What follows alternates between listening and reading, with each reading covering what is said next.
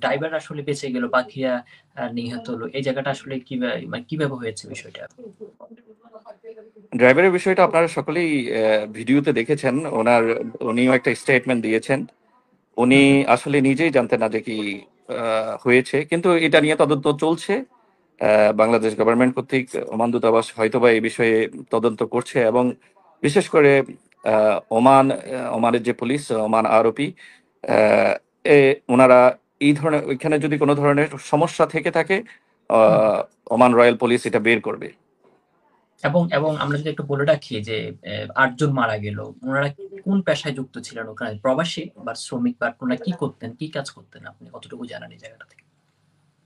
আমি যতটুকু জানতে পেরেছি, ওনারা সকলেই আহ, ওনারা সকলেই জেলে পেশায়, মিন্স মৎস্য শিকার পেশায় ওনারা ছিলেন। হুম, হুম। ওনারা মৎস্য শিকার করতেই যাচ্ছিলেন, যতটুকু আমরা জানতে পেরেছি। ওনারা আহ, মাছ শিকার করতে যাচ্ছিলেন। সেই সময় আরেকটা গাড়ি আসতেছিল, মাছ শিকার করেই আসতেছিল, ওটা মাছের গাড়ি ছিল। তো দুইটা গাড়ির সামনাসামনি ধাক্কায় এত বড় দুর্ঘটনাটা ঘটে।